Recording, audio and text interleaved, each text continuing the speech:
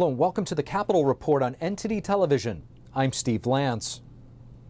Taking on big pharma, that's what President Biden is touting as he announces the first drugs to be targeted for price cuts. But drug companies are fighting back in court. NTD's Iris Tao brings us more from the White House.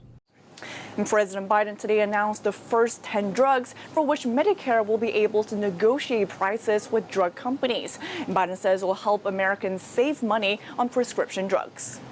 Today is the start of a new deal for patients where Big Pharma doesn't just get a blank check at your expense. Biden's Inflation Reduction Act last year gave Medicare the unprecedented authority to directly hash out drug prices with drug manufacturers. And President Biden, who's seeking re-election, is touting that step as one of the ways that he's improving the economy. They started referring to my economic policy as Bidenomics. Well, guess what? It's working. Yeah. The drugs selected for price-lowering talks include big-selling blood thinners Eliquis and Xarelto, as well as diabetes drug Jardiance. But consumers won't see any immediate savings as any negotiated price won't go into effect until 2026. And that's as the move is also getting strong pushback from major drug makers like Johnson & Johnson and Merck. They filed at least 8 lawsuits arguing that the government's price-controlling policy is unconstitutional, and they warn that shrinking profits can make drug companies even less willing to take the risks to develop new drugs. But the Biden administration said today that it's not concerned about these lawsuits.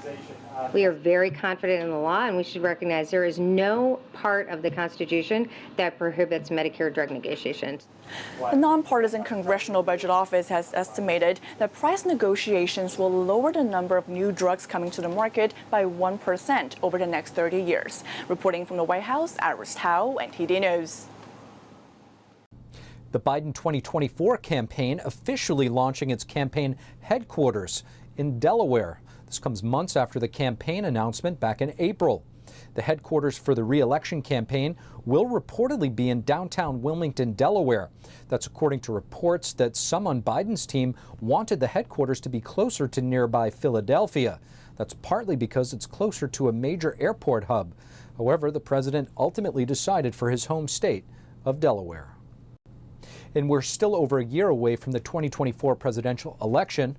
However, the first candidate is dropping out of the race. Miami Republican Mayor Francis Suarez on Tuesday announcing he's dropping out of the presidential race. This comes less than a week after the first primary debate, which he did not qualify for. In his Tuesday statement, he said the next president has an important job to do getting America back on track. He also said the left has taken Hispanics for granted, which is why many are switching to the conservative side, according to him.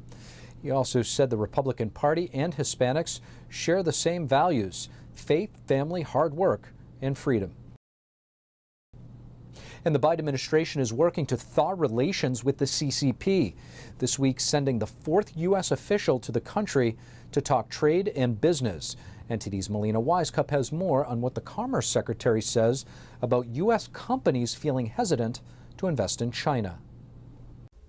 Commerce Secretary Gina Raimondo is the 4th Biden administration official to visit China in just 10 weeks' time.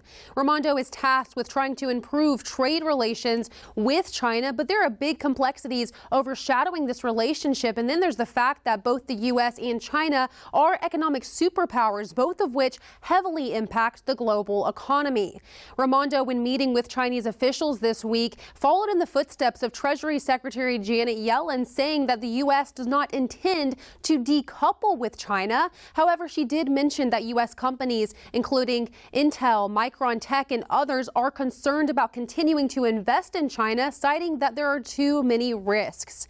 While lawmakers are telling me that even if the Biden administration isn't willing to admit it, we are already decoupling from China, and that it's time to do so. There's a risk of a trade war, obviously. So she can say there's not a decoupling, but a decoupling that began under President Trump very much continues because it's in the national interest. I think that we have to stop playing the ideas that we're worried about the $750 billion in decoupling and trade and start thinking about the ideas of actually holding adversaries accountable. In these meetings between U.S. and Chinese officials, China requested that the U.S. ease its export controls and also requested that we stop banning investment in new technology, all of which those requests were denied by Gina Raimondo. She cited national security concerns.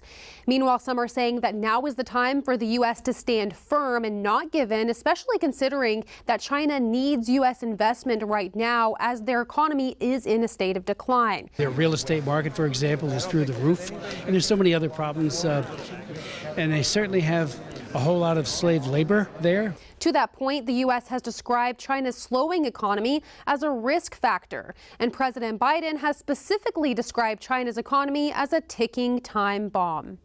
Reporting from Capitol Hill, Melina Weiskup, NTD News. House Majority Leader Steve Scalise has been diagnosed with blood cancer. The good news, he says it's treatable. Scalise made the announcement on X saying, "I have now begun treatment, which will continue for the next several months. I expect to work through this period and intend to return to Washington." Scalise says he went to get blood tests after not feeling quite well for a few days. That's when doctors detected the cancer. The Louisiana representative added he's glad that it was detected early and that it is treatable. Thank you for watching the Capitol Report. If you want to see our full broadcast, check us out at epochtv.com.